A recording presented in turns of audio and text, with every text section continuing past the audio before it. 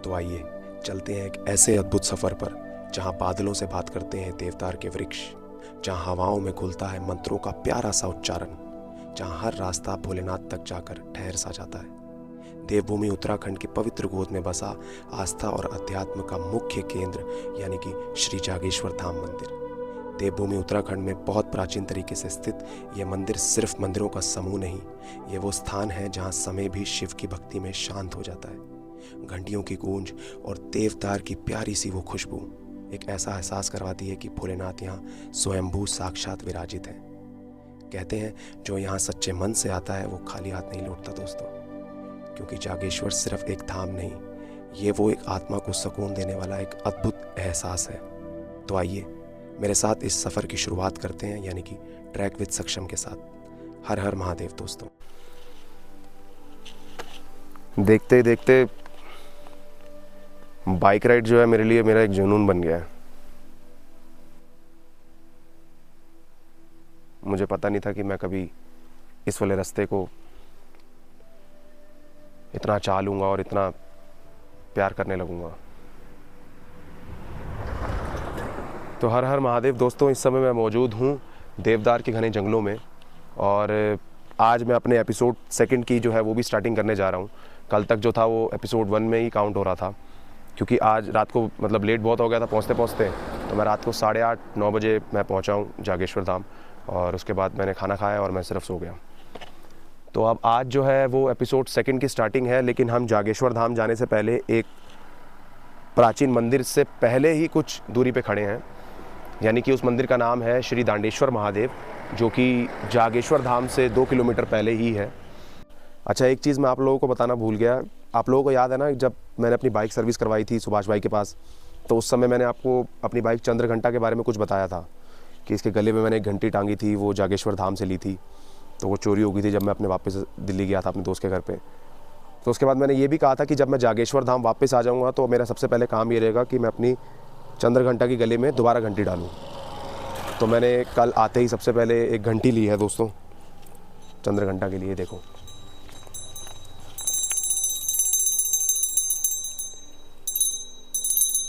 है ना मज़ेदार।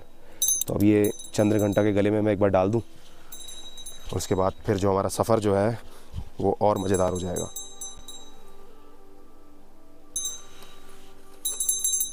तो ये चंद्रघंटा पे अपनी घंटी लग चुकी है। अब दोबारा से जो हुआ है पहाड़ों पे घंटी का जो साउंड होता है आपके कानों में बहुत प्यारे तरीके से बजेगा, तो ये मेरे को बहुत पसंद है। वो घंटी पे जब ऐसे अब आप ट्रैवलिंग कर रहे हो पहाड़ी क्षेत्रों पे और आसपास का जो नज़ारा हो इतना प्यारा हो, और जब भी आपकी बाइक एक किसी ब्रेकर पे या हल्के से खड्डे में जाएगी तो उसके कान में जो साउंड है वो कुछ ऐसा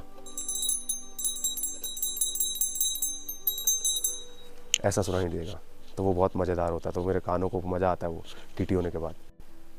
तो अब यहाँ के आगे का जो सफ़र है वो मैं आप लोगों को दिखाऊंगा और श्री दांडेश्वर महादेव मंदिर की तरफ का रुख करता हूँ और आपको मुख्य पुजारी जी से ही मिलवाता हूँ और वो मंदिर भी दिखाते हैं। हर हर महादेव दोस्तों। एक काम कीजिए, फिर हम आपको छोड़ तो देंगे थोड़ा आगे तक। आप बस, हम बाइक पे बैठेंगे पीछे, आप पीछे बैठेंगे ना, तो बस ये ऐसे पकड़ के बैठना, बस पकड़े रखना, कुछ बोलना नहीं है, अपने पास पकड़े रखना है, और कोई काम नहीं। बस आप इतना कर दीजिए, हम आपको थोड़ा आगे तक छोड़ देंगे। बाकी आप बात करते रहिए हमसे, ऐसी कोई बात नहीं है। बैठ गए बस, उस वाले हाथ में पकड़ लो, उस वाले हाथ में। मैं वो देखता रहूँगा ना। बात यार दोनों भाई दिखने चाहिए, क्यों? हाँ, तो मैं तो जा रहा हूँ अभी श्री दांडेश्वर महादेव मंदिर।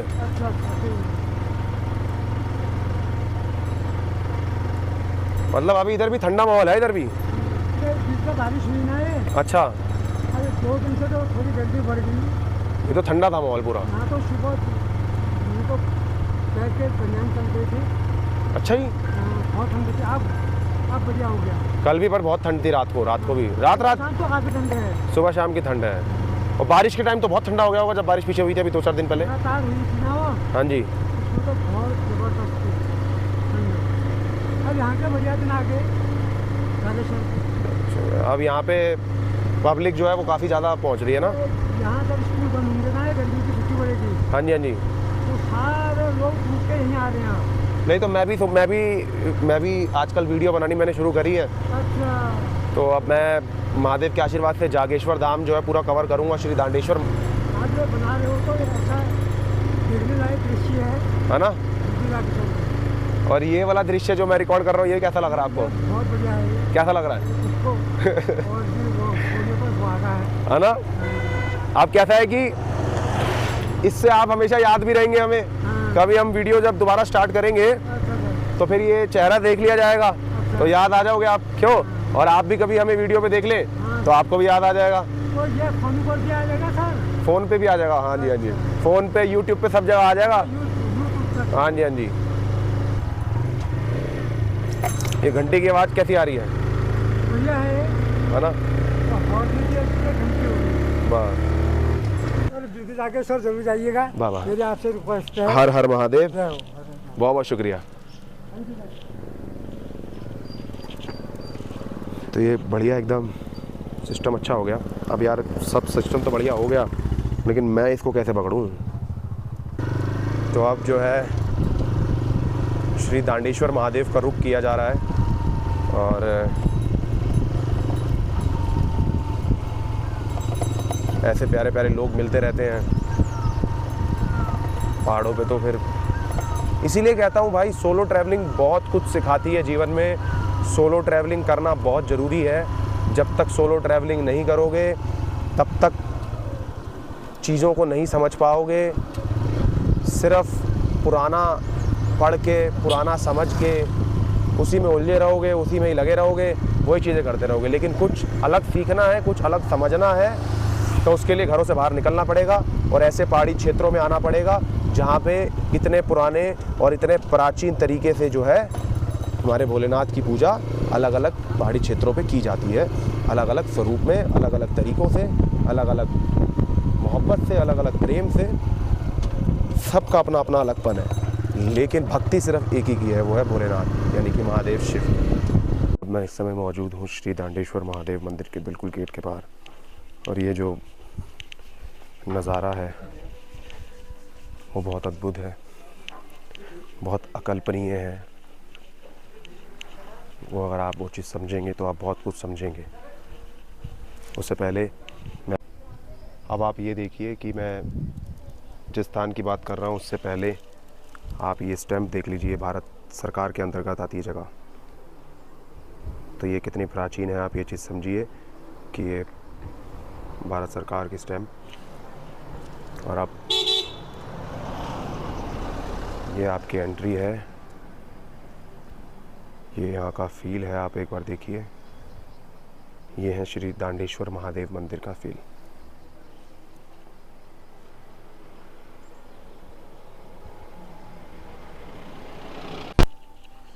ये वाला व्यू कैप्चर करिए एक बार आप।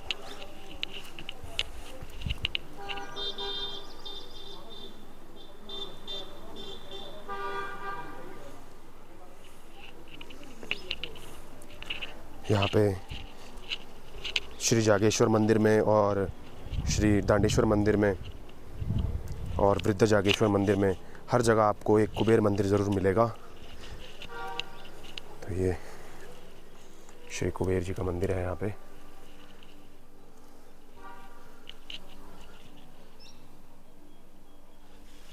दसवीं 11वीं सदी का।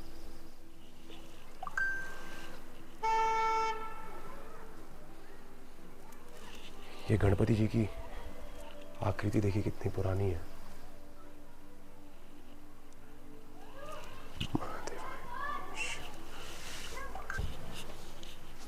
हर हर महादेव। पंडित जी, कहाँ से आए आप लोग?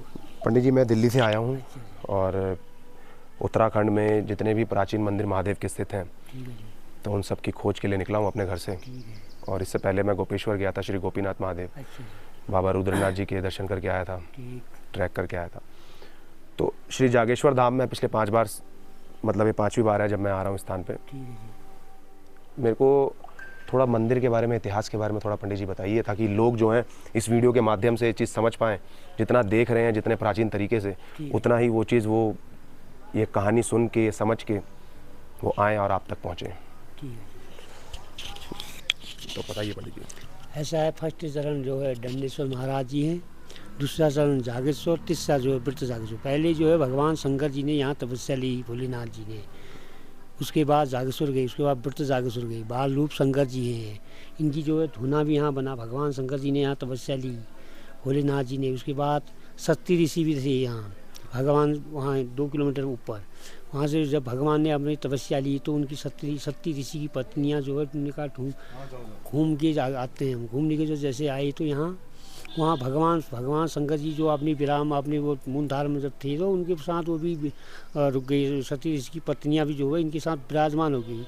तो सती ऋषि जब उनने कहा यार इतने दिन हो गए आए नहीं करके, तो ढूंढने के लिए जो आए तो भगवान शंकर जी के साथ वो क्या कहते हैं उनके मोहित हो गए। मोहित होने से भगवान शंकर जी जब वहाँ यहाँ आए तो उनने हल्ला किल्ला किया। तो भगवान शंकर जी को क्रोध आने से भगवान से कि जो ये क्या कहते हैं लिंग निकले तो शंकर जी से निकले ये। तो उनने कहा हमारे से वहाँ गलती होगी, क्या हुआ कैसा हुआ। तो भगवान ने कहा भैया तुम आप कौन हो, क्या हो, मेरे को क्यों तुमने हल्ला किया, मेरा मैं जो धर्म था उसमें आपने मूल धारण था, आपने मेरे मूल धारण हुआ। तो भगवान को गुस्सा आए तो बस लिंगे प्राप्त हो गई। तो उनने बोला आप कहाँ रखें इनको। उन्हें बोला ऐसा है 1 किलोमीटर जो है जागेश्वर मिलेगा। जागेश्वर जिस नाम से आप जागेश्वर बोलते हो नागेश्वर के नाम से है। वहाँ भगवान की लिंग जो है स्थापना वहाँ की। उसके बाद वृत्त जागेश्वर गई, भगवान से बुढ़े हुई तो वृत्त जागेश्वर जहाँ से मेरे को हिमालय और सवेरे जो है दर्शन होंगे से हिमालय के, वहाँ मेरा वो होगा मंडप, तीसरा मंडप हमारा वृत्त जागेश्वर बनेगा। इसलिए भगवान शंकर जी ने पहले तपस्या यहीं की जी, उसके बाद जागेश्वर गई, जागेश्वर के साथ वृत्त जागेश्वर गई। ऐसा है इसके बारे में जी। तो बहुत बहुत शुक्रिया पंडित जी द्वारा हमें यहाँ के इतिहास और यहाँ की प्राचीनता के बारे में पता लगा, उसके लिए बहुत बहुत शुक्रिया। पंडित जी एक बार धुनी जो स्थान है एक बार अगर हम दिखाएं वीडियो के माध्यम से तो एक बार चलिए। धुना दिखती है, धुना जो यहाँ पर धुना है भगवान शंकर जी का जो धुना है, भोलेनाथ जी का पहले धुना यहाँ भगवान का जो हमारा जो है यहाँ हम पीले ले जाते हैं, इसकी पूजा होती है, ये धुना है। जब तक भगवान शंकर जी का शाम को पीले किसी देखिए ये है धुना, जय हो भगवान। ये प्रभु का जो है ये धुना, जय हो भगवान नारायण जय शिव ओम शंकर भगवान, ये धुना जलता है। ये जब तक भगवान शंकर जी इधर आए तब से ये धुना जलाई है।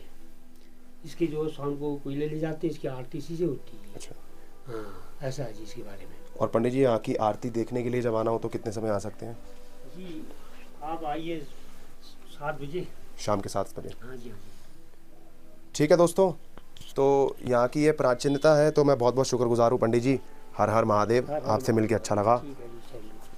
शुक्रिया भाई साहब, भैया बहुत बहुत शुक्रिया।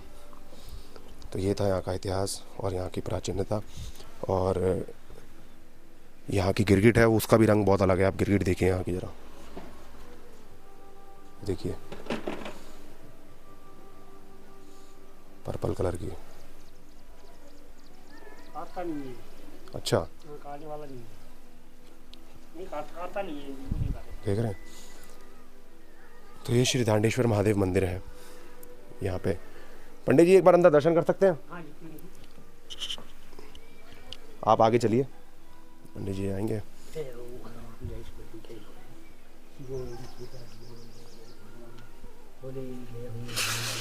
भोलेनाथ महादेव, ओम नमः शिवाय, ओम नमः शिवाय, जय भोलेनाथ महादेवाय नमः। हर हर महादेव। शुक्रिया पंडित जी। हाँ जी। जय हो भगवान, जय भोले, जय हो भगवान शिव ओम शंकर भगवान, जय हो भगवंत नारायण ओम श्री दंडेश्वराय, जय हो भगवान जय शिव ओम शंकर भगवान, पार्वती लक्ष्मी माता, जय हो भगवान भोले, जय भोलेनाथ। शुक्रिया पंडित जी।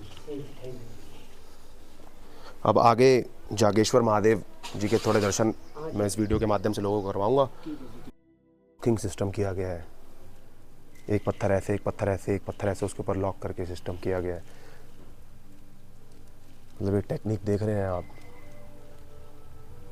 अब इससे आपको ये चीज़ महसूस होती है कि जिस ताकत की पूजा की जा रही है, जिसको माना जा रहा है, वो बहुत अकल्पनीय है, परे है इस सब चीज़ों से। अनंत कालों से चलता आ रहा है सिस्टम जो पता ही नहीं है, युगों युगांतरों से, उसका जीता जाता उदाहरण है ये मंदिर श्री दांडेश्वर महादेव।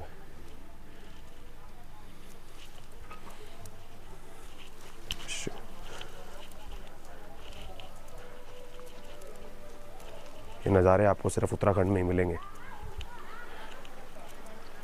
ये देखिए।